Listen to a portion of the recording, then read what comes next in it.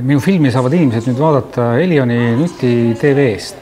Ta räägib sellest, kuidas üks tüdruk Anja, kes elab ühes Vene suures linnas, tal on elus kõik teed avatud, kui juhuse tahtel saab ta kokku ühe väikese tüdrukuga, kes on just põgenenud lastekodust ja usub, et tal on kusagil kaugel Kasahstanis vanaema.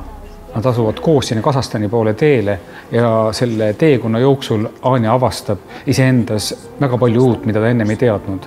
Filmisime Peterburis, filmisime Valgevenes ja filmisime Kasahstanis.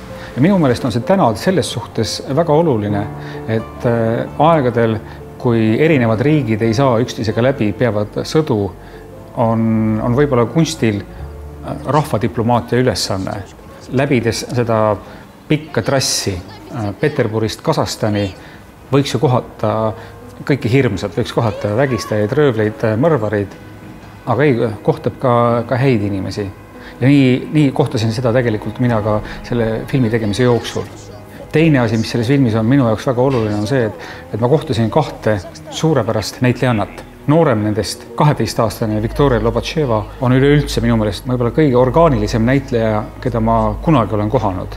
Enne filmivõtete algust oli ta tegelikult elanud mõnda aega lastekodus. Küsisin talt ükskord, et vaata Viika, stsenaariumis on ette nähtud, et sa peaksid ühes stseenis suitsetama. Kas sa suudad seda teha? Ja Viika vastas mulle, ilmselt ma jätsin suitsetamise maha, kui ma olen 10-aastane, aga filmi jaoks ma seda võin teha. Ja seda filmi Ma ei tule tagasi on võimalik vaadata Elioni Nuti TV videolaenutuses.